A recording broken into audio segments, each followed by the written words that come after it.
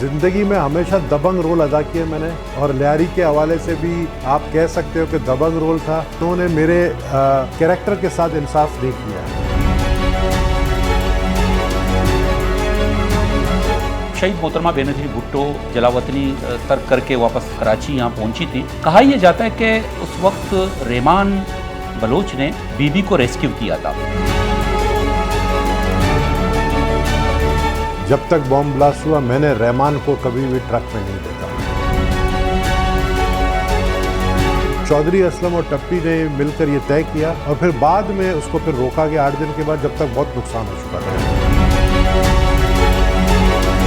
हम उसके अंदर जो है स्कर्ट पहन के डांस नहीं दिखा सकते, इंडियन स्कर्ट पहन के डांस हम ज़्यादा खुश होते हैं देखने में। वो हमारी मूवी देख के क्या करेंगे।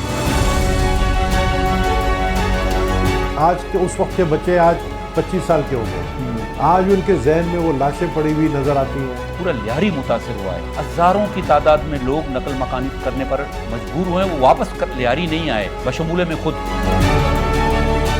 जी नाजरीन, इंडियन फिल्म धुरंधर के 3 बुनियादी कैरेक्टर हैं। उनमें से 2 तो इस दुनिया में नहीं रहे। मिसाल के तौर पर रहमान बलोच या रहमान डकैत, और पुलिस अफसर चौधरी असलम, और तीसरा एम कैरेक्टर था। उसके बाद भी हम देखते हैं कि आजू बाजू में बहुत सारे ऐसे कैरेक्टर हैं, जैसे उज़ैर बलोच का कैरेक्टर डाला गया है, बाबू डकैत का है, और बहुत सारे लोग हैं। लेकिन बुनियादी तौर पर 3 बुनियादी कैरेक्टर इस फिल्म में हैं। उसमें से जो रहमान डकैत का जो कैरेक्टर था वो अक्षय खन्ना को दिया गया था, और चौधरी असलम का संजय दत्त को। इसी तरह जो बुनियादी कैरेक्टर था उस वक्त भी वो अवामी नुमाइंदा थे, पाकिस्तान पीपल्स पार्टी से रुकन कौमी असम्बली थे, और आज भी इत्तेफाक की बात है वो अवामी नुमाइंदा हैं और रुकन कौमी असम्बली हैं, ताल्लुक पीपल्स पार्टी से। उसका कैरेक्टर राकेश बेदी ने अदा किया था।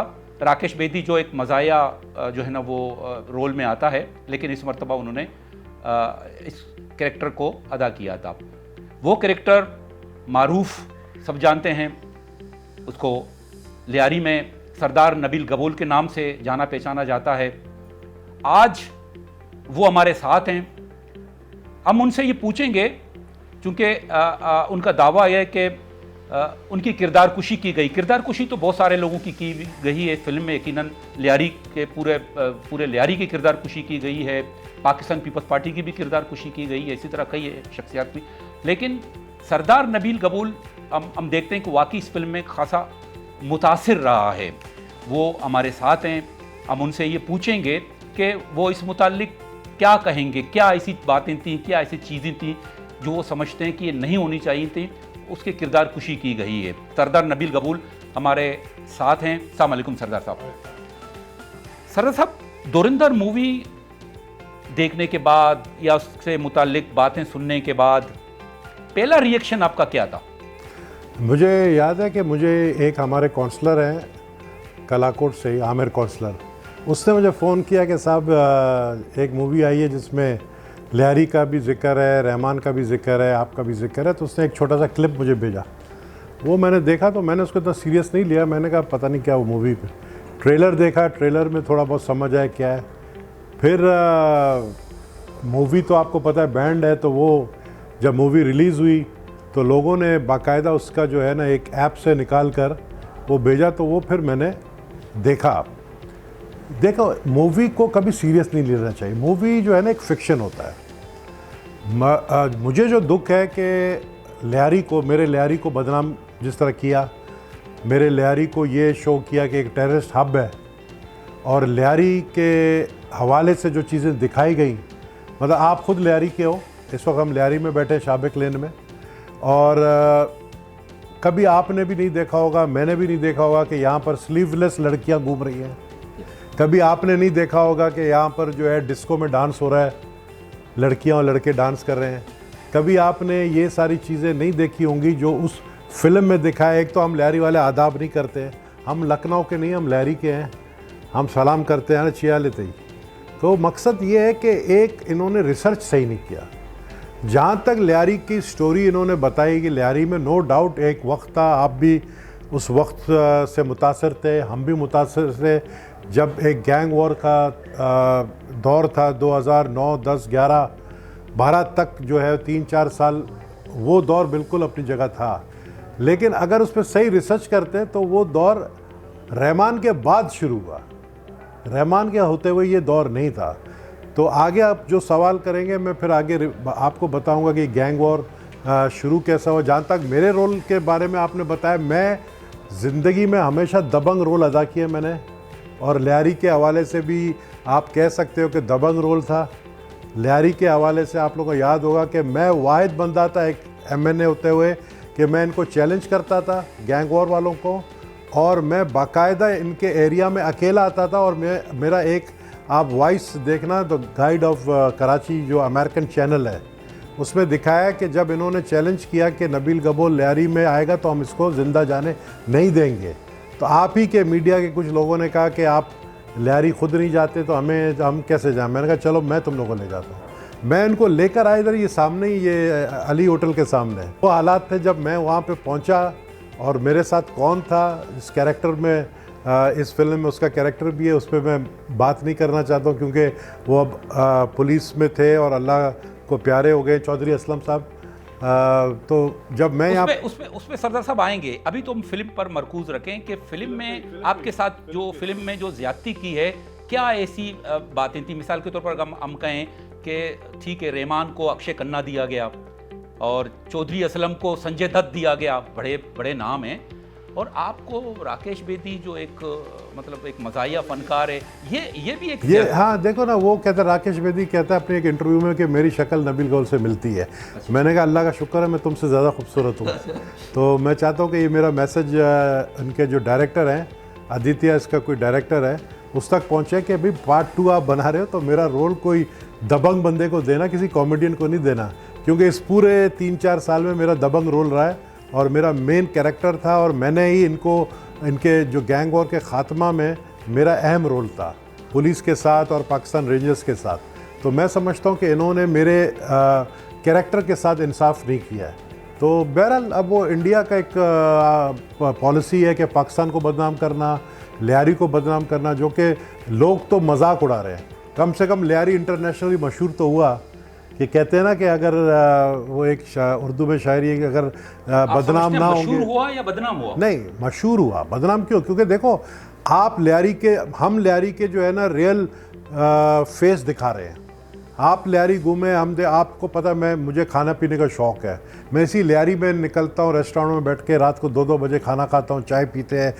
पूरा लियारी जो है, इंडिया को लियारी को मशहूर करने की क्या मतलब, इंडिया देखे, मैं आपको एक बताऊं, ये जो फिल्म बनी है, ये फिल्म जो है इसको बाकायदा जो दिया गया है, पैसा दिया गया है, वो इंडियन गवर्नमेंट ने दिया है, फंडिंग इंडियन गवर्नमेंट ने की है इसकी। अच्छा, बाकायदा ये, जी बिल्कुल, ये इंडियन गवर्नमेंट, क्योंकि जो डायरेक्टर और प्रोड्यूसर है वो बहुत ही गरीब लोग हैं दोनों। उन्होंने जो है कभी इस तरह की फिल्म नहीं बनाई। ये बाकायदा थाईलैंड में, बैंकॉक में लियारी बनाया गया। लेकिन इंडियन हुकूमत ने अगर इतने पैसे खर्च किए हैं तो सिर्फ लियारी को बदनाम करने के? नहीं, उन्होंने पाकिस्तान को बदनाम करने के लिए कराची चुना, कराची को बदनाम करने के लिए लियारी चुना। तो लियारी को जो है बदनाम करने की कोशिश की गई। उल्टा आज आप देखेंगे पूरी लियारी में जितने भी मीडिया वाले हैं आज पूरी लियारी में घूम रहे हैं। एक लियारी का, अब वो लियारी में जब खुद घूमते हैं, खुद देखते हैं, खुद बताते हैं कि भाई इंडिया ने जो फिल्म बनाई है गलत बनाई है, लियारी का चेहरा इन्होंने जो है ख़राब करने की कोशिश की है। असल चेहरा लियारी का ये है कि आप देखें रात के 3-3 बजे लोग यहाँ पे घूम रहे हैं, कोई इशू नहीं है। मैंने चैलेंज किया है कि पूरे 4 थाने हमारे लियारी के अंदर, आप पूरी कराची के थानों के साथ अगर इनको मिलाएं तो सबसे कम क्राइम रेट जो है वो लियारी के थानों में है। तो ये बहुत बड़ा एक फ़र्क है। रहमान से आपका ताल्लुक़ कैसे जुड़ा और उसके बाद कैसे ये ताल्लुकात जो है ना वो नफ़रत में तब्दील? नहीं, नफ़रत देखें, मैं आपको बताऊं, रहमान असल में इन्होंने जो रहमान का दिखाया, जो वक्त दिखाया रहमान का, आप यकीन करें कि रहमान का वक्त में सर काट के फ़ुटबॉल नहीं खेला जाता था। ये मैं ज़रूर आपको बताऊँ। रहमान से 2008 के इलेक्शन में मेरी मुलाकात हुई थी उससे पहली दफ़ा 2000, क्योंकि रहमान शुरू से पीपल्स पार्टी का सपोर्टर था। लेकिन जब मैं इलेक्ट हुआ एमएनए बनने के बाद, तो मैंने रहमान को कहा कि भाई पुलिस के साथ अब तुम्हारी जिम्मेदारी है कि लियारी में क्राइम नहीं हो और लियारी में गोली नहीं चले। और यही हुआ। रहमान ने अपने पूरे लियारी में जहाँ जहाँ उसका असर रसूख था, वहाँ पर कहीं भी गोली चलता था तो रहमान खुद उस बंदे को बुलाकर पुलिस के हवाले करता था। ये चीज़ वो हकीकत है। मैं आपको बताऊं, मेरी कोई दुश्मनी जो थी वो रहमान के बाद, रहमान के मारे जाने के बाद जो गैंग वॉर, असल गैंग वॉर पैदा उस वक्त हुआ, तो मेरी दुश्मनी उस वक्त शुरू हुई। लेकिन तो फिल्म में तो उल्टा दिखाया होगा फिर, कि फिल्म में कि आप साजिश कर रहे हो रहमान के। मैं साजिश नहीं करता हूँ। अगर मैं किसी को मरवाना चाहता हूँ तो मैं खुलेआम मरवाऊँगा, मैं साजिश करके नहीं मरवाऊँगा। तो वो उन्होंने अपनी तरफ से एक ड्रामा था, ड्रामा एक फिल्म था, फिक्शन था, उन्होंने एक फेक स्टोरी बना दी। ठीक है, चलिए आप समझते हैं कि लियारी में किसी दौर में 3, 4, 8, 10 साल जितने भी वो गैंगवार का दौर रहा, और उसको मद्देनज़र रख कर जो है ना वो पाकिस्तान को बदनाम करने की कोशिश की गई। लेकिन कराची में तो इस तरह के वाक़यात तो बहुत ज़्यादा रहे हैं। एक आप देखें ना, कराची में क्या कुछ नहीं रहा। लियारी तो एक छोटा सा इलाका है कराची में, ठीक है कुछ वाक़यात हुए हैं, लेकिन इससे ज़्यादा तो कराची बदनाम था ना। कराची में रोज़ाना 30, 40, 50 लाशें गिरती थी। कराची में बहुत सारा, एक रहनुमा इधर होता था, वो एक बयान पर या एक कॉल पर पूरा कराची बंद कर देता था। तब कोई किसी का मजाल भी नहीं है कि वो उस पर बात कर सके, उस पर सवाल कर सके। तो इंडिया ने उसको, कराची को क्यों आड़े हाथों नहीं लिया? पता आपको क्यों? क्योंकि इंडिया ने इनको दिखाना चाहिए था कटी पहाड़ी, इनको अजीज़ाबाद भी दिखाना चाहिए था, इनको वो जगह दिखाना चाहिए थे जहाँ पे बोरीबंद लाशें मिलनी चाहिए थी, इनको एमक्यूएम का चेहरा दिखाना चाहिए था। आज वो इसलिए नहीं दिखा रहे क्योंकि एमक्यूएम का जो लीडर है खुद इनका जो है रॉ फंडेड लीडर है जो लंदन में बैठा हुआ है, तो वो तो उनका अपना है, तो उसको वो क्यों बदनाम करेंगे? लियारी हमेशा से पाकिस्तान का जो है हामी रहा है और हमेशा यहाँ पे पाकिस्तान का नारा लगा है, पाकिस्तान के झंडे लहराए गए हैं। और यहाँ पर एंटी स्टेट अगर कोई आता भी था तो लियारी के अवाम खुद उसको जो है उसका खात्मा करते थे। जिस तरह इन्होंने दिखाया कि रॉ का एजेंट आया, रॉ का एजेंट मैं समझता हूँ अगर लियारी में आता तो जिंदा बच के नहीं जाता। अच्छा। तो इन्होंने ये एक फिक्शन बनाया कि जी रॉ का एजेंट आया और यहाँ पर जो है वो जूस की दुकान में काम कर रहा है और वो स्लीवलेस। अब यार लियारी का बंदा स्लीवलेस कमीज नहीं पहनता है, लियारी का बंदा जो है जैसा मैंने कहा आदाब नहीं करता है। तो मकसद ये है कि इन्होंने जिस तरह की कोशिश की उससे ये फेल हुए हैं। असल में सटिया गए। इनका जो 6 प्लेन मार गिराया पाकिस्तान ने, पाकिस्तान की फ़ौज से नहीं लड़ सकते, तो इन्होंने क्या किया कि एक मूवी बनाई जिससे पाकिस्तान को बदनाम करने की कोशिश की गई। और लियारी को, चूँकि बलोच लियारी में ज़्यादा रहते हैं, वो बलूचिस्तान के हवाले से जो है वो लियारी को बदनाम करने की कोशिश की गई है, जिस पे ये नाकाम हुए।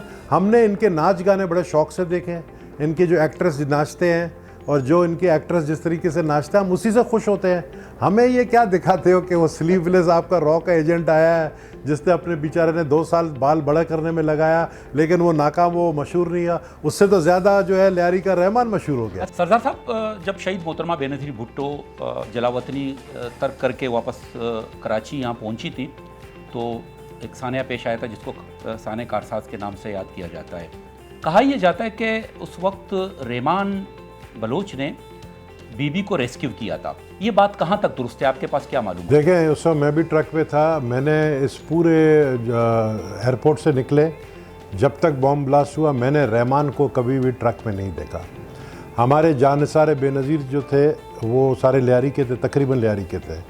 उसमें कुछ लड़के ऐसे भी थे जो वाकई कलाकोट के थे, अफशानी गली के थे, वो थे वहाँ पर ट्रक के ऊपर सामने बैठे हुए थे। गुलाम भाई था, वो बैठा हुआ था आगे ट्रक पे। बलूची हैदर का वालिद, क्या नाम है उसका, अपना जो हमारे वाइस चेयरमैन थे डिप्टी, वो थे। ऐसे बहुत सारे जो हमारी पार्टी के थे। जिसको सर्कल बना के दिखाया गया ना कि ये रहमान है, वो रहमान नहीं, वो गोली मार का हमारा एक वर्कर है, आगा नासिर उसका नाम है, आगा नासिर उसका नाम है, उसको रहमान करके दिखाया। तो मैंने रहमान को ट्रक पे नहीं देखा। तो क्या ऐसी बात थी कि रहमान का ताल्लुक जो है ना वो पीपल्स पार्टी से जोड़ने की कोशिश की जाती है? कहा यह जाता है कि रहमान से जो पीपल्स पार्टी की आला क़यादत है उसने बड़े बड़े काम भी रहमान से कराए हैं। मतलब ये बातें हैं, मफरूज़े हैं या बातें जो भी हैं, तो इसके पीछे क्या है? गलत है, कोई काम नहीं करवाया। रहमान नो डाउट शुरू से ही पीपल्स पार्टी का सपोर्टर था और पीपल्स पार्टी को उसने हमेशा सपोर्ट किया है। 2008 के इलेक्शन में मैंने के लिए लड़ा, उसमें उसने पूरा जो है अपना जितने एरियाज़ लियारी के अंदर जो उसके ज़ेर असर थे उसमें उसने काम किया। बिल्कुल वो पीपल्स पार्टी का वोटर के साथ सपोर्टर भी था। लेकिन ये कहना कि पीपल्स पार्टी ने या लीडरशिप ने उससे कोई काम लिया है, ऐसी कोई बात नहीं। अच्छा, ये सारी बातें मफरूज़ हैं। अच्छा, आप आगे बढ़ते हैं तो रहमान के हवाले से आप क्या समझते हैं कि उसको आप डकैत कहेंगे या हीरो कहेंगे, क्या कहेंगे? देखिए, डकैत इसलिए नहीं कहूँगा मैं क्योंकि डकैती किसको कहते हैं? जब आप किसी के घर में या किसी के चीज़ चोरी करेंगे, आपको डकैत के भी ये डाकू ऐसे डकैती की है। हाँ। तो मेरे वक्त में रहमान, क्योंकि 88 से मैं लियारी से एमपीए बनते हुए आ रहा हूँ और रहमान भी 89-90 से रहमान का नाम आना शुरू हुआ। तो डकैत मैं इसलिए नहीं कहूँगा क्योंकि उसको मैंने डकैती मारते हुए नहीं देखा। बाकी उसकी दुश्मनी थी अरशद पप्पू से, वो मैंने देखा है। उसकी जो एक्टिविटीज़ में इस तरीके से कि जो पर्सनल दुश्मनियाँ उसकी थी, वो लड़े, एक दूसरे को मारा है, उसके भी लोग मरे, अगले के भी लोग मरे, तो गैंग वॉर तो था ना। लेकिन फिल्म में तो उसको बड़ा चढ़ा कर दिखाया गया है कि वो बलूचिस्तान में जाकर वो असला ला रहा है और नेटो के, और वो भी मतलब एक एजेंसी को फराम कर रहा है। ये मतलब ये इस ताल्लुक को जोड़ने की क्या दूसरी बात मैं आपको बड़ा इंपॉर्टेंट बताऊं कि देखें, अगर रहमान सप्लाई करता एजेंसियों को, पाकिस्तान की एजेंसी को असला, तो फिर रहमान चौधरी असलम को हिम्मत नहीं होती रहमान को मारने की।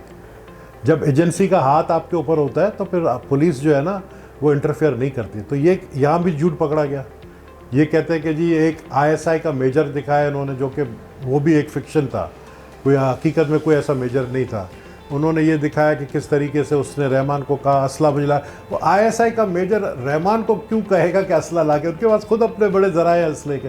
तो ये टोटली बकवास है, फेक है। लेकिन चौधरी असलम के कैरेक्टर के बारे में, चूँकि आजकल तो सरकारी तौर पर तो उसका कैरेक्टर, उसको एक शहीद करार दर्जा दिया गया है और दबंग पुलिस इंस्पेक्टर था, मतलब वो वतन की दिफा के लिए और जो भी अपने फ़राइज़ हैं उनकी अंजामदही के लिए, वो कुछ बातें ऐसी भी हैं जो समझते हैं कि यार मतलब इतना बड़ा, मतलब उसके पास जो माल था, उसका इतना बड़ा घर था डीएचए में, तो ये किस तरह हो सकता है? कि क्या क्या और बातें थी जो आप समझते हैं, आपके इल्म में हैं ये बातें? कि उसने जो दहशतगर्द थे तालिबान के, उनको मारा भी है उसने और भी दहशतगर्द जो थे टीएलपी के नहीं बल्कि टीपीपी के, तहरीक जंगवी के, इनको उनका वो कहता था कि मुझे उनके मतलब किसी पे 50 लाख इनाम थे, किसी पे 1 करोड़ इनाम था। फिर एक जगह वो फंस गया माशूक ब्रोई वाले केस में कि उसे गलत बंदे को मार दिया, वो जेल चला गया। लेकिन ये सारी चीज़ें जो वो कहता था, और उसकी जो बेगम है वो भी आजकल इंटरव्यू दे रही है, तो वो भी यही कह रही है कि इस तरीके, देखिए दबंग पुलिस वाला अकेला कभी नहीं होता है, टीम दबंग होता है। मैं अकेला दबंग नहीं हूँ जब तक मेरे साथी मेरे साथ ना दे। तो वो एक पुलिस का अच्छा ऑफिसर था, उससे गलतियाँ भी हुई हैं, उसने, मैं समझता हूँ कि बहादुरी तो दिखाई अपनी जगह, लेकिन कहीं कहीं जो है वो उसकी बहादुरी भी काम नहीं आई। अच्छा, ये बता दें कि धुरंधर पर दोबारा आते हैं। इस फिल्म में वैसे धुरंधर का मतलब क्या है ये बता दो। धुरंधर कहा जाता है कि कोई आपको भी ताकतवर धुरंधर का मुझे आज तक नहीं पता। धुरंधर हो रहा है। धुरंधर में 2 फायदे हुए हैं सिर्फ धुरंधर में। एक, रहमान मशहूर हो गया उसके मरने के 16 साल के बाद। दूसरा, वो डांस मशहूर हो गया अरबी, उसका क्रेडिट चला गया अक्षय खन्ना को, और अक्षय खन्ना भी मशहूर हो गया, और अक्षय खन्ना बेचारा मशहूर हो गया। लेकिन इस फिल्म में सरदार साहब पीपल्स पार्टी की बड़ी किरदारकुशी की गई है। क्या इसके पस मंजर है? क्यों भारत ने मतलब ये सोचा? और आप देखें ना कि इसमें शहीद मोहतरमा बेनज़ीर भुट्टो की तस्वीर और फिर झंडे आपके पीपल्स पार्टी के उसमें नज़र आ रहे हैं, और फिर सदर ममलिकत आसिफ अली जरदारी के किरदार को भी इसमें किसी ने, हालांकि जोरदारी के नाम से, आप खुद सोचो प्रेसिडेंट जरदारी कभी एक जलसा दिखाया गया कि भी मोहतरमा की फ़ोटो है, लियारी दिखाया, ककरी ग्राउंड दिखाया, मुझे दिखाया कि मैं बैठा हुआ हूँ जमील जमाली के नाम से, और फिर प्रेसिडेंट जरदारी स्पीच कर रहा है और वो कहता है कि मेरा छोटा भाई रहमान जो है उसको गले लगाया। मतलब ये सब चीज़ें कभी हुई नहीं है। ना प्रेसिडेंट जरदारी ककरी ग्राउंड में आके उसे जलसे से खिताब किया, ना कभी ऐसी चीज़ें। देखो पीपल्स पार्टी को क्यों चुना इंडिया ने? उसकी वजह है क्योंकि सबको पता है कि अगला वज़ीर आज़म जो है पाकिस्तान का वो बिलावल भुट्टो जरदारी होगा। पीपल्स पार्टी की हुकूमत होगी, एक बात। दूसरी बात ये है कि पूरे पाकिस्तान में कोई ऐसा लीडर नहीं है जिसने मोदी को कहा है बुचर ऑफ गुजरात, यानी गुजरात का कसाई, ये बिलावल ने कहा उसको मोदी को। तो मोदी को नफरत है पीपल्स पार्टी से इसी बात की वजह से। ये जो फिल्म है रॉ फंडेड है, 300 करोड़ रुपया ये कंगला डायरेक्टर के पास कहाँ से आया कि इसने जो है ये 300 करोड़ रुपया खर्च किया? ये रॉ फंडेड है, गवर्नमेंट की तरफ से फंडेड है उनकी।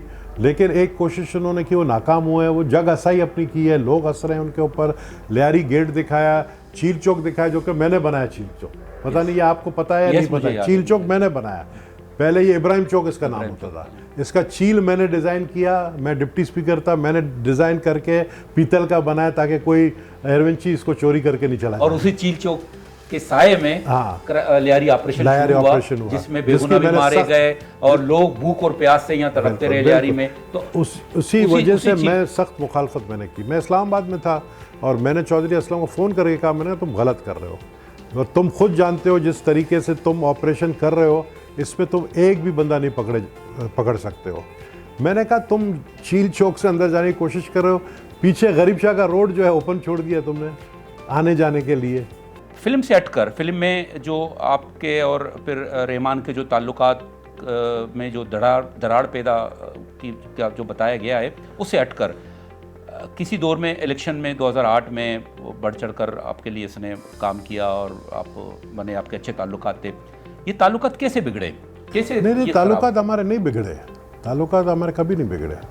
वो जो है 2008 में इलेक्शन हुए और 2009 में जो है ये उनके साथ हुआ। ताल्लुकात हमारे नहीं बिगड़े, ताल्लुकात जिनके बिगड़े किसी के तो बिगड़े थे ना। अच्छा। जो हायर अथॉरिटी है, वो हायर अथॉरिटी में कौन हो सकता है वो खुद देखे। ये मुझे पता याद है कि होम मिनिस्टर था जुल्फ़िकार मिर्ज़ा, तो जुल्फ़िकार मिर्ज़ा जो था वो रहमान के ख़िलाफ़ था। अच्छा। और ये भी मुझे याद है कोई मुझे किसी एक आला पुलिस अफसर ने बताया कि एक मीटिंग हुई थी इसके घर में, doctor Zulfiqar Mirza home minister के घर, वहाँ पर जो है कुछ लोगों के साथ मीटिंग में जिक्र हुआ लियारी का। लेकिन ये मुझे नहीं पता है कौन थे मीटिंग में। कराची का जो उस वक्त AIG का कहलाता था, ये क्या था, वसीम, पूरा नाम मुझे, वसीम अहमद, वो जो मुच्छड़ था ना, वसीम अहमद, वो था सुना है। होम सेक्रेटरी था। अच्छा। होम मिनिस्टर था और कुछ और 2-3 DIG थे, SSP थे। वो मीटिंग का मुझे किसी ने बताया कि एक ऐसी मीटिंग हुई है, लेकिन मुझे ये नहीं पता है कि ये रहमान को, देखिए 2-3 डिफरेंट स्टोरीज़ हैं कि रहमान को किसने मारा है। अव्वल तो लोग कहते हैं रहमान को चौधरी असलम ने नहीं मारा है, उसको जो रोड, जिस रोड से वो आ रहा था तुर्बत से आगे, उधर उसके ज़ाती दुश्मनी हुए थे किसी के साथ, दुश्मनों ने उसके जो है उसको मारा और उसको उसकी लाश जो है वो चौधरी असलम के हवाले की, लोग कहते हैं। मैंने बहुत कोशिश की पता करने की, लेकिन अब चूँकि ये मूवी निकला है तो अब मैं बहुत ज़्यादा इसमें इंटरेस्ट इसलिए ले रहा हूँ कि पता करूँ कि क्या हुआ था। और मुझे इत्तेफाकन बड़े अच्छा मेरा एक दोस्त मिला जो उस ज़माने में उसकी ड्यूटी लगी हुई थी कराची के अंदर, सिंध के अंदर, बल्कि बड़े आले ओहदे पे थे, अभी वो रिटायर हो गए। तो मैंने उनसे बात की फ़ोन पे, मैंने कहा मैं आना चाहता हूँ आपके घर, आपसे कुछ बातें करनी। ये मैं ज़रूर पता कराऊंगा कि हुआ क्या था, असल इंसिडेंट क्या था। तो मेरे इल्म में नहीं है कि क्या हुआ था। कुछ तो ऐसी बातें थी ना, मसलन अगर ये मीटिंग हुई थी तो पीपल्स पार्टी के आला क़यादत की मंजूरी से हुई होगी मीटिंग, आपसे ताल्लुकात यकीनन ख़राब नहीं हुए होंगे, लेकिन क्या उस मीटिंग में ये फैसला नहीं हुआ था कि रहमान को अब मार दो, अब इसकी ज़रूरत नहीं रही है? मैं आपको एक बात बताऊं कि ये जो मीटिंग हुई थी, इस मीटिंग में ये जो होम मिनिस्टर था ना, ये होम मिनिस्टर जुल्फ़िकार मिर्ज़ा सारे फैसले अपने खुद लेता था।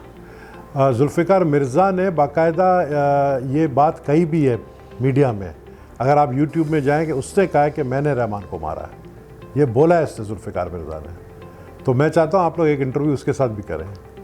चौधरी असलम के बारे में आप क्या जानते हैं? क्या वो वाकई इसी तरह एक दबंग पुलिस इंस्पेक्टर था, सच्चा, ईमानदार, वतन के दिफा के लिए मामूर था, या फिर कुछ और भी बैकग्राउंड में कुछ और भी बातें हैं उसकी? अच्छा ये था कि जब मैं 93 में इलेक्शन लड़ रहा था तो ये SHO कलाकोट था, तो इसने मुझे कहा कि मतलब मैं पार्टी के लिए और आपके लिए चाहता हूं कि जो मुखालिफ हैं आपके उनके पास मैं आपको आपकी मीटिंग करा लेता हूं, जो मुखालिफ वोट हैं वो आपको पढ़ेंगे। इस तरह मेरी पहली दफ़ा मुलाकात हुई थी असलम ख़ान से, जिसको चौधरी असलम कहते हैं। असल में वो चौधरी नहीं है, उसका ताल्लुक़ एबटाबाद से है, हज़ारे का है, और असलम ख़ान उसका असल नाम है, उसको चौधरी असलम बना दिया।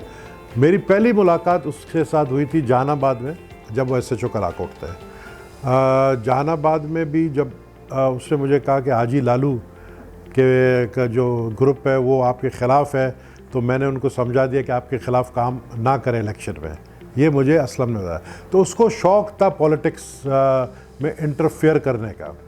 करते करते करते मैं डिप्टी स्पीकर बना, उसके बाद वो ASP बना, फिर इसके बाद जो है जब वो SP बना, तो जो ऑपरेशन हुआ था ना लियारी का, चील चौक वाला ऑपरेशन जो चौधरी असलम ने किया था, उस वक्त मैं चूँकि साइड में हो गया था। साइड में इस तरह हो गया था कि मेरी पार्टी से कुछ इख्तलाफात हो गए थे और भी इश्यूज़ के ऊपर, तो मैं साइडलाइन हो गया था, क्योंकि होम मिनिस्टर जो था उसने सर पे हाथ रख दिया उज़ैर के। और ये जब होम मिनिस्टर जुल्फ़िकार मिर्ज़ा था, ये 8 दिन का ऑपरेशन हुआ, इसकी मैंने सख्त मुखालफत की। मैंने कहा ये गलत हो रहा है, इस तरह ऑपरेशन नहीं होता है। अगर आप लोगों को ऑपरेशन करना है, आप इलाके के MNA को और MPA को कॉन्फिडेंस में लें। मुझे पता है रास्ता, मैं आप लोगों को बताऊंगा किस तरीके से ऑपरेशन होता है। ये आप लोग कर रहे हो ड्रामा। 5000 पुलिस वाले लाकर चील चौक पे खड़े हो गए, एक SHO को शहीद करवाया, 4 पुलिसमैन शहीद हुए जिनकी बख्तरबंद गाड़ी अंदर गई गबोल पार्क के बैक साइड में। तो ये गलती उनकी थी, ये गलती हुआ। 8 दिन में हमारे सिविलियन बेगुनाह बच्चा, वो 9 साल का हमाद जो है वो बख्तरबंद गाड़ी के नीचे आया। तो मैंने सख्त मुखालफत की थी, मेरे मीडिया में क्योंकि मुझे उस वक्त मेरे से सारे SHO शहीद हुआ अपना सिविल लाइन का, तो मैंने इसकी सख्त मुखालफत की। और लोग चूँकि मेरे इलाके के मुतासर थे, और मैं क्योंकि उस वक्त वैसे ही साइड लाइन बैठा हुआ था, मुझे पार्टी में कोई पूछता ही नहीं था, तो मेरी जब ये ज़रूर मुझे पता है कि वो ऑपरेशन में इन्वॉल्वमेंट जो थी उस वक्त, चूँकि टप्पी देख रहा था लियारी को, तो चौधरी असलम और टप्पी ने मिलकर ये तय किया, और फिर बाद में उसको फिर रोका गया 8 दिन के बाद, जब तक बहुत नुकसान हो चुका था। लेकिन सर साहब, आप नहीं समझते हैं कि एक फिल्म बकौल आपके कि राव फंडेड फिल्म है, मुकम्मल तौर पर प्रोपेगेंडा है पाकिस्तान के खिलाफ, पीपल्स पार्टी के खिलाफ, तो पीपल्स पार्टी की तरफ से एक वाज़ेह दो टोक मौक़िफ़ आना चाहिए था। मतलब पीपल्स पार्टी की तरफ से एक प्रेस कॉन्फ्रेंस करके उसकी मजम्मत करनी चाहिए थी, और ये सारी चीज़ें बातें होनी चाहिए थी। पीपल्स पार्टी की तरफ से वाज़ेह तौर पर जो है ना दो टोक मौक़िफ़ क्यों अब तक नहीं आया? पीपल्स पार्टी देखे ना, इम्पोर्टेंस देती नहीं है इनको। पीपल्स पार्टी इनको इम्पोर्टेंट नहीं, मैं पीपल्स पार्टी हूँ, मैंने हूँ पीपल्स पार्टी का, मैं दे रहा हूँ। तो लियारी की तर्जुमानी कर लियारी के अलावा और भी आपने देखा कि हमारे ये शर्जील मेमन ने दिया है, इंफॉर्मेशन मिनिस्टर ने मौक़िफ़ दिया है। एक फ़िल्म आ रही है मेरा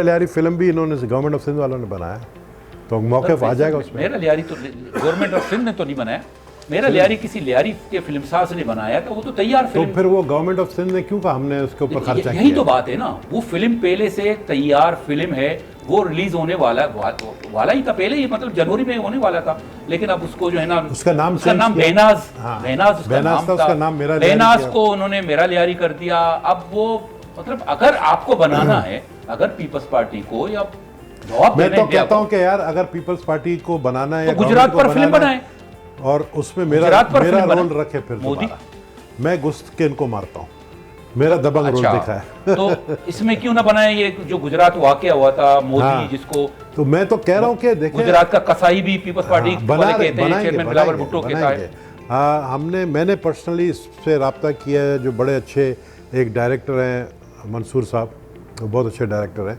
लाहौर में मैंने उनसे रब्ता किया, मैंने नोमान इजाज़ से रब्ता किया है, मैंने हुमायूं जो है उससे रब्ता किया है। मैं ख़ुद इसको जो है एक प्लान कर रहा हूँ, और उसके साथ साथ मैं ये भी प्लान कर रहा हूँ कि मैंने गवर्नमेंट से, क्योंकि इस पर ठीक ठाक फंडिंग होगी, इस पर ख़र्चा बहुत होगा, और गवर्नमेंट इसको फेडरल गवर्नमेंट इसको स्पॉन्सर करे, क्योंकि हमें असल चेहरा दिखाना है। हमें ये भी दिखाना है कि किस तरीके से सिडनी के अंदर 2 इंडियन जो है वो 15-16 लोगों को मारते हैं ऑस्ट्रेलिया में, और फ़ौरन जो है इलेक्ट्रॉनिक मीडिया जो है इंडिया का दिखाता है कि ये अकरम, शायद अकरम था या पता नहीं क्या नाम था, उस दो बाप नवीद बेटे का, नवीद अकरम, ये पाकिस्तानी निकले। तो हकीकत दिखाना है कि भाई इंडिया के अंदर जो टेररिस्ट हैं, जब टेररिज्म करते हैं बाहर मुल्क में, जब वो कश्मीर में ये वाक़या हुआ तो फ़ौरन पाकिस्तान पे हमला कर दिया। तो ऑस्ट्रेलियन जो है इनके ऊपर हमला हुआ, तो ऑस्ट्रेलिया क्यों नहीं हमला कर रही है इंडिया के ऊपर? तो ये सारी चीज़ें, हमें बहुत सारी चीज़ें दिखानी है कि दहशत गर्दी, देखें इन्होंने एक चीज़ माना है कि ये अपना एजेंट बेचते हैं। इन्होंने माना है कि हमने एक लियारी में अपना एजेंट भेजा है, इन्होंने माना है कि हमने बलूचिस्तान में एजेंट भेजा है। इनके एजेंट हमेशा आते हैं, पकड़े जाते हैं, मारे जाते हैं। ये आते हैं, ये अपने एजेंट्स बेचते हैं। तो ये बलूचिस्तान में क्या हो रहा है? आपके इल्म में है कि सिंध हुकूमत ने 1 अरब रुपए मुख्तस किए हैं फिल्म बनाने के हवाले से?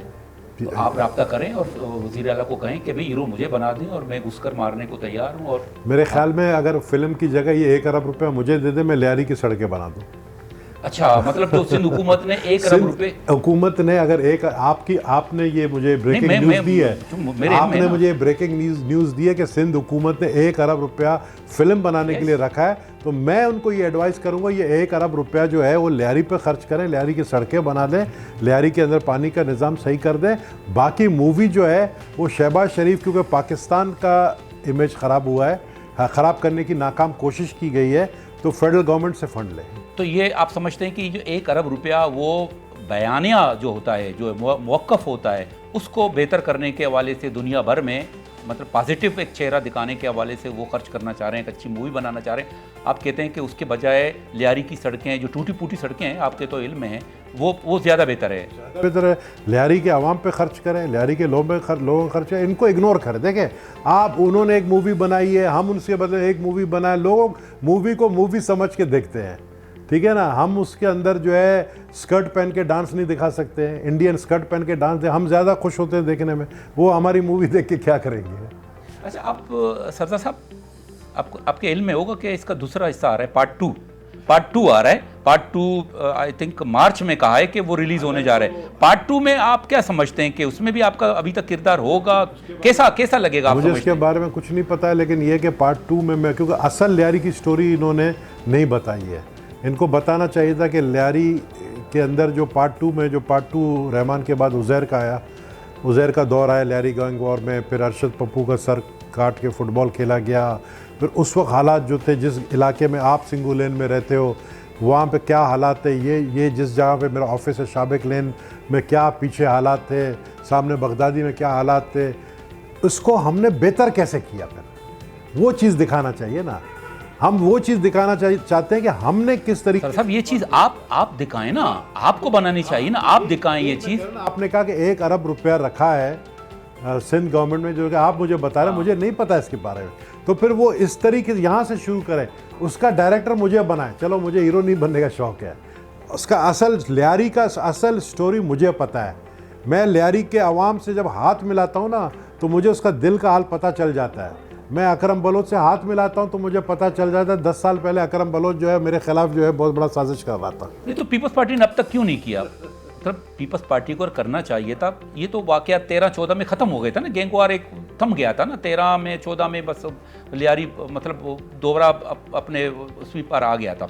तो उस वक्त से लेकर अब तक पीपल्स पार्टी ने क्यों लियारी को तब्दील नहीं किया? क्यों लियारी की सूरत मैं आपको अभी बताऊं, तक है? मुझे 25 करोड़ रुपये फंड मिला एज ए MNA। आप देखें मैंने 12 रोड बनाए। ये जो रोड अब आप एंटर होते हो लियारी, जो नजीब चौक की तरफ से आता है, वहाँ ली मार्केट से नजीब चौक की तरफ, वो रोड इतना टूटा फूटा था, वहाँ वो मेन एंट्रेंस है लियारी का। हालांकि वो मेरा हल्का नहीं लगता है, मैंने उस रोड को भी सही करवाया। मैंने 12 रोड बनाए हैं पूरे लियारी के अंदर। चलो ये तो मेरा एक MNA का फंड था। ट्रांसफॉर्मेशन प्रोजेक्ट जो बना रही है पीपल्स पार्टी, और उसको खुद बिलावल साहब देख रहे हैं। बिलावल साहब कहते हैं लियारी मेरी सीट है, कि मेहरबानी की उन्होंने अपनी सीट मुझे दी। वो इस सीट पे खुद जो है बाकायदा उन्होंने 5 अरब रुपया रखा है ट्रांसफॉर्मेशन प्रोजेक्ट के नाम से, जिसमें लियारी का हर सड़क बनेगा, लियारी की हर गली बनेगी, जहाँ जहाँ पानी की किल्लत, सीवरेज का मसला, ये सारे काम होंगे। तो आप देखें पिछले दिनों में जो ये आपका मेगा जो ये बना हुआ था, ये क्या नाम था उसका, नाम क्या था, ये जो मेगा प्रोजेक्ट उस पर कितना काम किया है। ये सामने आप देखें नादरा का ऑफिस भी बन रहा है, ये एक हमारा वो सेंटर बन रहा है।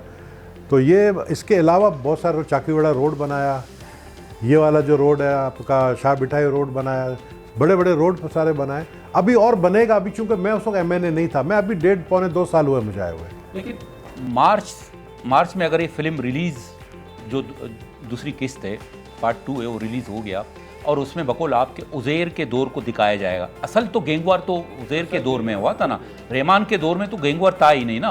असल तो गैंगवार तो उस वक्त शुरू हुआ जब पप्पू ने जो है ना उसके वालिद को मारा और उसके बाद उसके बदले की आग में फिर वो आ गया और फिर ये सारी चीज़ें हुई। तो कहा यह जाता है कि उज़ैर को रहमान ने इस्तेमाल किया, कहा यह जाता है, मफरूज़ हैं कि रहमान को इस्तेमाल किया चूँकि रहमान के पास वो बदले की आग थी और उसके पास पैसा था, उसके पास लड़के थे। कहा यह जाता है कि रहमान ने इसको इस्तेमाल किया और उज़ैर इस किस्म की एक्टिविटी से वो दूर था। इस बारे में क्या कहेंगे? मैं खुद गवाह हूँ इसका। जब मैं पहली दफ़ा MNA बना 2002 में, उज़ैर के ऊपर एक केस भी नहीं था। उज़ैर किसी जराइम में इन्वॉल्व नहीं था। उज़ैर ने इलेक्शन यूनियन कौंसिल का लड़ा था हबीब हसन के सामने, आपके हल्के से, आपके यूनियन कौंसिल से। उज़ैर मेरे पास मेरे दफ्तर में आता था, बैठता था 2-2 घंटे, और क्राइम में नहीं था। क्राइम में उज़ैर आया जब रहमान के बाद आया। रहमान के बाद मैं भी वही बता रहा हूँ, रहमान के बाद आया। क्राइम में वो उस वक्त नहीं आया जब उसके वालिद को मारा गया। क्राइम में उस वक्त नहीं आया था जब रहमान जिंदा था। ये क्राइम में आया रहमान के बाद, और फिर उससे बेवकूफ़ियाँ बहुत हुई है, बहुत बेवकूफ़ियाँ हुई हैं, बहुत गलत मूव उसने खेले। आज देखो वो जेल में 8-9 साल से पड़ा हुआ है। वो अपनी गलतियों की वजह से पड़ा हुआ है। उसने टेरराइज जो किया, टेरर फैलाया लियारी में, तो वो आप देखें ना, रहमान के वक्त में नहीं था। मैं क्यों कह रहा हूँ कि रहमान के वक्त में ऐसा टेरर नहीं था। हम सब यहाँ लियारी वाले बैठे हुए हैं, रहमान के वक्त में टेरर नहीं था, उसके वक्त में टेरर पैदा हुआ। बच्चों में आज भी बच्चे उस वक्त के बच्चे आज 25 साल के हो गए हैं। आज भी उनके जहन में वो लाशें पड़ी हुई नज़र आती हैं। आज भी उनके जहन में खंभों के ऊपर, मैंने खुद खंभों के ऊपर कटी हुई सर देखी है। एक बच्चा मारा इन्होंने 15-16 साल का, उसका सर काट के उन्होंने खंभे के ऊपर लटकाया हुआ था गरीब शाह के। नहीं, इस नहज पर लोगों को पहुंचाने में मतलब किसी न किसी का तो किरदार रहा होगा बको। आप खुद समझ रहे हो, आप खुद ये बता रहे हो कि उज़ैर बेगुनाह था, क्रिमिनल नहीं था और ये था। तो इस नहज पर कैसे पहुंचते हैं? देखो, जब मैं आप मज़ेदार बात बताऊं आपको, अच्छा सवाल आपने किया। जब रहमान गया, रहमान के बाद मैंने उज़ैर को कांटेक्ट किया। मैंने उज़ैर को कहा कि देखो, ये क्राइम की दुनिया तुम्हारे लिए नहीं है।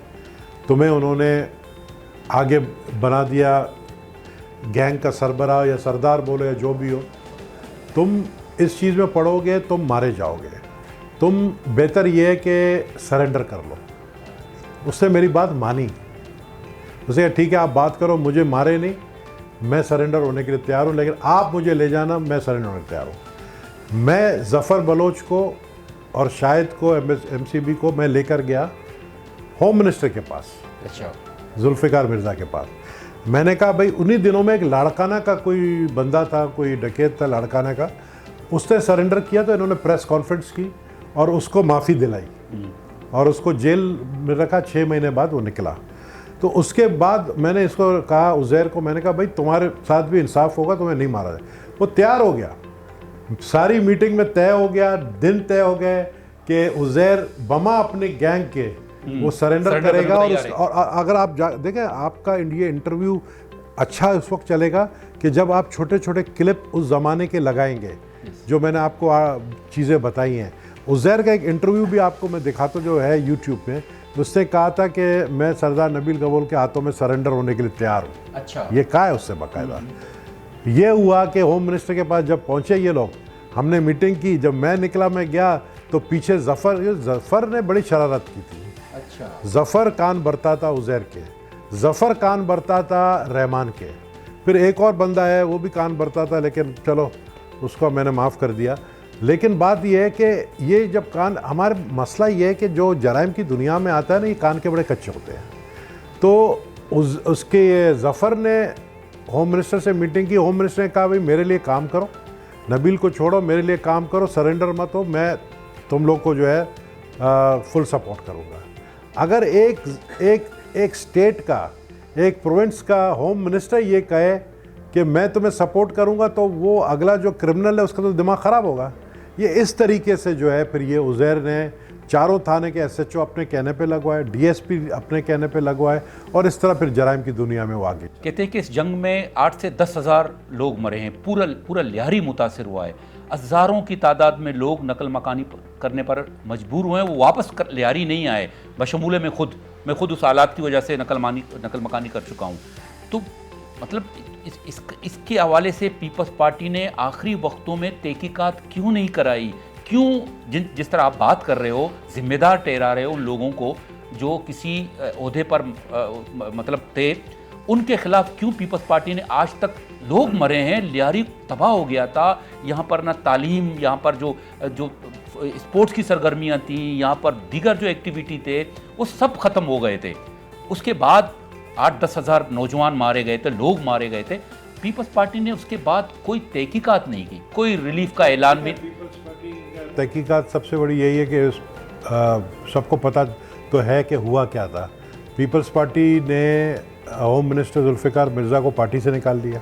वो तो आखिर किसी और देखे ना, पे तो नहीं निकाला ना कि जी आपने लिहारी में उज़ैर के सर, चाहे वजूहत कुछ भी हो। देखें, मैं जब प्रेसिडेंट जरदारी को कहता था कि होम मिनिस्टर साहब जो हैं वो आपके दोस्त अगर हैं तो वो गलत कर रहे हैं, लिहारी हमारे हाथ से निकल जाएगा, तो उस वक्त जो जुल्फ़िकार मिर्ज़ा प्रेसिडेंट जरदारी को कहता था नबील की बातों में मत आए, नबील में बचपना है, नबील को क्या पता है हम क्या प्लान कर रहे हैं, मतलब वो फिर इस तरह की बातें करता था होम मिनिस्टर। तो जब ये सारे हालात जब ख़त्म हुए और जुल्फ़िकार मिर्ज़ा पार्टी से चला गया, मुझे मजबूरन पार्टी छोड़ना पड़ा। मेरे पास दो रास्ते थे 2013 में। मुझे ये पता था कि मुझे ये टिकट नहीं देंगे, मुझे टिकट नहीं मिलेगा, मेरे पास दो रास्ते, या मैं घर बैठ जाऊं या इनसे लड़ूं। तो मेरा ऑप्शन, मैं घर बैठने वाला बंदा नहीं हूं, मैं लड़ने वाला बंदा हूं। मैंने कहा मैं इनसे लड़ूंगा जिन्होंने लिहारी को तबाह किया। मुझे लड़ने के लिए, जैसे बलोची में कहते हैं ना, कुमक चाहिए, मुझे कुमक चाहिए था, क्योंकि एमएनए बनना लाजमी था मेरे लिए। तो मुझे किसी एक दोस्त ने मशवरा दिया कि भाई अगर आप एमएनए बनोगे तो आपको एक किस्म का एक सपोर्ट मिल जाएगा, वरना ये तुम्हें मार देंगे। तो मैं एमएनए बना इसीलिए कि मैं इनका मुकाबला करूं, और मैं एमएनए बना 2013 में। मैंने इनका मुकाबला किया। 2015 में इनका जब खात्मा हुआ, मैंने पार्टी छोड़ दी, एमक्यू में जो चला गया था मैंने छोड़ दी, मेरा क्योंकि मिशन कंप्लीट हो गया था और मैं बाहर निकल के आया। आज अगर आप मुझे लिहारी के अंदर देख रहे हो as a MNA of Pakistan Peoples Party, तो मेरे ख्याल में पीपल्स पार्टी ने सोचा हुआ कि नबील गबोल को हमने पीछे करके गलती की। अच्छा, लिहारी पर जो एक टैग है गैंग, लिहारी गैंग वॉर, ये जो गैंग वॉर का टैग है ये उस दौर पे लगाया गया था जब गैंग वॉर शुरू हुआ था। आप नहीं समझते हैं कि लिहारी के ना सिर्फ ये फिल्म ने लिहारी के चेहरे को मस्ख किया है, बल्कि हम लोग खुद यहाँ बैठकर पाकिस्तान में या मीडिया में या खुद पीपल्स पार्टी के लोग लिहारी को लिहारी गैंग वॉर के नाम से पहचानते हैं, जाना पहचाना जाता है। तो इस टैग को पीपल्स पार्टी या सिंध हुकूमत क्यों ख़त्म नहीं करना चाह रही? देखो अकरम, उस वक्त बाकी 3 साल गैंग वॉर था, गैंग नहीं थे आपके सामने। अभी तो नहीं है ना, अभी नहीं है ना। तो कराची में अभी कौन गैंग वॉर? अभी मैं यही देखा कराची में, लिहारी में क्या नहीं हो रहा है। कराची में गैंग नहीं हुआ है। लिहारी में दो बड़े आती आपस में मुतसाकम नहीं हुआ, दो बड़ी तंजीमें थी ना। देखिए 2 नहीं थी, 3 थी ना, 3-4 जितनी भी थी, मतलब ये सब था ना, सबका खात्मा हुआ ना। लेकिन कराची गैंग वॉर तो नहीं हुआ ना। कराची गैंग वॉर का नाम सुना है आपने? सिर्फ लिहारी गैंग वॉर। बिल्कुल, ये बात आपकी सही है कि लिहारी गैंग वॉर कैसे हटाओगे, कैसे उसको? देखिए वो एक पास्ट की बात है, पास्ट में चला गया। आज कोई लिहारी को लिहारी गैंग वॉर का नहीं कहता। आज भी कहते हैं नहीं, वो मीडिया के कुछ लोग अगर कहते हैं, मतलब मैं समझता हूँ कि सबसे आप डिफरेंस देखें ना, कि आज आप जितने ग्राउंड्स हैं लिहारी के, आप देखें फुटबॉल मैचेस हो रही हैं, गवर्नमेंट ऑफ सिंध सपोर्ट कर रहा है इनको, हमारे पास बेस्ट टैलेंट है, हमारे पास बेस्ट बॉक्सर्स हैं, गर्ल्स बॉक्सर है हमारे पास जो टॉप के बॉक्सर, वही बॉक्सर बेस्ट फुटबॉलर्स वही हैं। फुटबॉलर हैं, ये वही बॉक्सर हैं जब यहाँ से अपने पैसों के खर्चे पे जाते हैं और जब एयरपोर्ट में आते हैं तो सिर्फ लियारी वाले उनको इस्तेकबाल को जाते हैं, उन्हीं की बात कर रहे हैं आप? मैं बहुत सारे बॉक्सरों को जानता हूँ जिनको जो जीत कर आते हैं, तो फिर यहाँ पर आपको पता है जो जीत लियारी कर वाले खुद जाते हैं, उनको ले आते हैं, ना आपका मिनिस्टर कोई जाता है ना आपको। नहीं वो दूसरे, लेकिन उनको जैसे ये लड़की थी जो सुमरो, हाँ, ये उसको- बेचारी उसको खुद आई, कितना- लियारी वाले खुद नहीं, ले नहीं, आए तो उसकी बात नहीं। वो जब आई वापस जीत कर, तो गवर्नमेंट ऑफ सिंध ने 40 लाख का चेक उसको दिया। गवर्नमेंट ऑफ सिंध ने उसके 2-3 इस्तकबालियाँ दी उसको। गवर्नमेंट ऑफ सिंध के स्पोर्ट्स मिनिस्टर ने उसको कितना सपोर्ट किया। उसके बाद वो हमारी एक और बच्ची है रिंद, मारिया रिंद शायद नाम है उसका, जो भी है वो रिंद, हाँ, वो उसको भी बॉक्सर है। सपोर्ट कर रहे हैं। इस वक्त हम सपोर्ट कर रहे हैं। फुटबॉल स्टेडियम देखें जाके, आप पीपल स्टेडियम देखें, आप ककरी ग्राउंड को तो देखें, ककरी ग्राउंड क्या ज़बरदस्त बना है। आप लियारी जनरल हॉस्पिटल के सामने वाला ग्राउंड जाके देख कर आए, जिसमें बिलावल साहब ने खुद इफ्तिताह किया। गबोल पार्क को हम एस्ट्रोटर्फ कर रहे हैं, हम मौलवी उस्मान पार्क को एस्ट्रोटर्फ कर रहे हैं, हम कलरी ग्राउंड को एस्ट्रोटर्फ कर रहे हैं। ये हम स्पोर्ट्स के लिए कर रहे हैं। सर, स्पोर्ट्स के अलावा और क्या है? और बहुत सारी मैंने कहा ट्रांसफॉर्मेशन प्रोजेक्ट। 18 घंटे की बिजली की लोड शेडिंग खत्म हो लोड गई। शेडिंग एक ऐसी चीज़ है जो गवर्नमेंट के हाथ में नहीं है। उस पर मैंने चेयरमैन बिलावल से बात की, जो मेरी लास्ट मीटिंग हुई थी महीना पहले। मैंने कहा सर, आप ग्राउंड बना लोगे, आप पार्क बना लोगे, आप रोड बना लोगे, जब 16 घंटे बिजली नहीं होगी तो लोग बोलेंगे कि यार इस ग्राउंड का इसका क्या करेंगे, बिजली नहीं है। तो वो बात समझ आई चेयरमैन बिलावल को। उन्होंने फौरी तौर पर अहकाम दिए कि सोलर पार्क बनना चाहिए लियारी के अंदर। कहाँ पे? लियारी नदी में। लियारी नदी में सोलर पार्क, फी यूनिट जो है 5 किलोवाट का यूनिट है। पॉसिबल है, क्यों नहीं है? Nothing is impossible. आपको कुछ करना है। देखें, जब नबील गबोल हट गया था, लियारी से चला गया था, तो लोगों ने कहा कि हमने नबील को लियारी से भगा के लैया पहुंचा दिया। लोगों ने क्या क्या नहीं कहा कि भाई अब नबील गबोल का खात्मा हो गया। Nabeel Gabol is finished. I was not finished. मैं वापस आया हूँ। नहीं, आप तो, क्योंकि देखो, आपका हक है, आप लियारी के नुमाइंदा हो, लियारी हजारों तो वोट कोई चीज लेकर- इम्पॉसिबल नहीं है। नहीं, जैसा वो आपने तो कहा है। कि इज इट पॉसिबल। लेकिन हमें नजर आ रहा है ना। नहीं, आपको नजर देखो, हमें तो आएगा। नजर आ रहे हैं ना। आप 6 महीने बाद लियारी में जो तरक्याती काम देखोगे ना, फिर आप मेरे साथ एक सर, और मुझे इंटरव्यू बता करना। दें, लियारी ट्रांसफॉर्मेशन प्रोजेक्ट में आपका क्या क्या नाम है उसमें? मेरा देखे ना, मैंने चेयरमैन क्या बिलावल को ताल्लुक है कहा है आपसे? कि लियारी ट्रांसफॉर्मेशन प्रोजेक्ट जो है उसका उसकी फैसला साजी में फहीद चाचा ने आपकी तजावीज को ले रहे हैं, आपके आरा? अब लेंगे। मैंने ये कंप्लेंट ज़रूर की है, मैंने की है ये बात। आप सही कहना चाह रहे हो कि जो मीटिंग हुई है उसमें MNA MPS को नहीं बुलाया। आप सही कह रहे हो। मैं आपको अभी 2 दिन पुरानी एक बात बताता हूँ। 2 दिन पहले लियारी जनरल हॉस्पिटल में एक प्रोग्राम हुआ जिसमें हेल्थ मिनिस्टर डॉक्टर अजरा पेचो को बुलाया गया। प्रोग्राम क्या था? प्रोग्राम क्या था? वो एक रोबोटेक का एक वो उन्होंने यूनिट नया ओपनिंग किया। मैंने सख्त रद्दअमल इसका जाहिर किया, दिखाया। ना मुझे बुलाया गया, ना मेरे MPS को बुलाया गया। मैंने जब उनके प्रोफेसर अंजुम साहिबा से पूछा, उन्होंने मुझे ये झूठ बोला कि हेल्थ मिनिस्टर ने कहा है कि कोई पॉलिटिशियन को नहीं बुलाओ, कोई पॉलिटिकल बंदा नहीं हो, सिर्फ एक्सपर्ट्स हो, माने डॉक्टर्स हों। मैंने फौरी तौर पर ग्रुप में MNA ग्रुप, क्यों वो MNA ग्रुप क्या होता है कि MNA ग्रुप में चेयरमैन बिलावल भी होता है, प्रेसिडेंट जरदारी भी होते हैं और अदी फरियाल साहिबा, ये हमारे 3 लीडरशिप हैं। मैंने उस पर लिखा, मैंने कहा भाई हेल्थ मिनिस्टर साहिबा से मैं ये सवाल करना चाहता हूँ कि लियारी के MNA MPS को क्यों इग्नोर किया गया, और क्या आपने ये कही है ये बात कि प्रोफेसर अंजुम ने ये बात कही है? तो फौरी तौर पर उनका रद्दअमल आया कि मैंने ऐसी कोई बात नहीं कही। तो मैंने कहा फिर एक्शन ले इसके खिलाफ कि प्रोफेसर अंजुम ने झूठ क्यों बोला है। तो ये अब आपको पता है ना कि स्टे ऑर्डर पे एक औरत बैठी हुई है वहाँ पर। हमारा दोस्त एक है उज़ैर लाल, वो डायरेक्टर है। उज़ैर जो है नाम ही एक ऐसा है कि मुझे नहीं लगता कि अभी इस उज़ैर के साथ भी मेरा बनेगा। नहीं, वो तो आपका दोस्त भी है। दोस्त है, लेकिन इस तरह देखो, मैंने उसको भी कहा, मैंने कहा भाई तुम सारे सिस्टम चला रहे हो प्रोफेसर अंजुम के, तुम खास राइट हैंड हो अंजुम। MNA MPS को ना बुलाकर तुमने अपने लिए खुद एक मुसीबत खड़ा कर दिया। नहीं, अब आते दोबारा ट्रांसफॉर्मेशन पे। फ़हीम चाचड़ को प्रोजेक्ट डायरेक्टर बनाया गया है और बहुत सारे और लोग हैं, इसमें लियारी का एक बंदा नजर नहीं हाँ, ये गलत है, बिल्कुल आपकी बात सही है। जो गलत है गलत है। मैंने ये बात कही है, क्यों बात नहीं करते? मैंने कही है ये बात। उन्होंने कहा है कि बिल्कुल अभी नेक्स्ट मीटिंग में बुलाएंगे आपको बुलाएंगे, हाँ, मतलब बोला बुलाएंगे बिल्कुल। तो आपकी तजावीज़ और आरा जो बिल्कुल भी हैं हमारी वो तजावीज़ लेंगे। देखिए, हम इलाके के MNA MPS हैं। मैं हूँ, यूसुफ बलोच है, उस्मान इंगोरो है, हम इलेक्टेड लोग हैं यहाँ के। हमें अगर इन्वॉल्व नहीं करेंगे तो मुझे बताओ कि उनको क्या पता है कि बम्बासा स्ट्रीट की कौन सी गली में पानी का मसला है, सैफी लेन के कौन से गली में। अभी मैंने दोनों गलियों के पानी का मसला मैंने हल टाइम भी करवाया। नहीं, आखिरी सवाल। हाँ। धुरंधर पार्ट 2 के आने से पहले लियारी के जो हालात हैं उसको बेहतर कर सकते हैं ताकि लोग आकर देख यानी सकें हालात कि किस में? धुरंधर 2 में जो लियारी को दिखाया जा रहा है वो असल में लियारी नहीं है, लियारी अब जो है आप जाकर देखें। लियारी के हालात ऑलरेडी ठीक हो चुके हैं।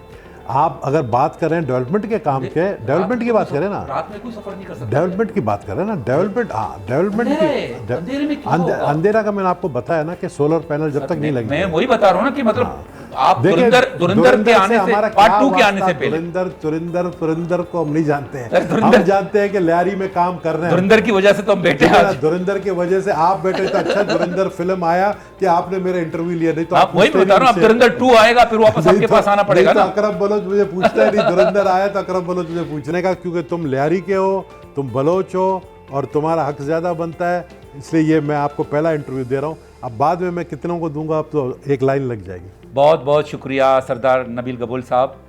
नाजरीन, आपने धुरंधर मूवी से मुतल्लिक सरदार नबील गबूल की बातें सुन ली। बहुत सारी बातें थी, लेकिन एक बात वो हकीकत है, धुरंधर मूवी में जो कुछ लियारी को दिखाया गया वह हकीकतन लियारी उस तरह नहीं है। तो नाजरीन, इजाज़त दीजिए, अकरम बलोच को किसी और प्रोग्राम के साथ आपके सामने पेश होंगे।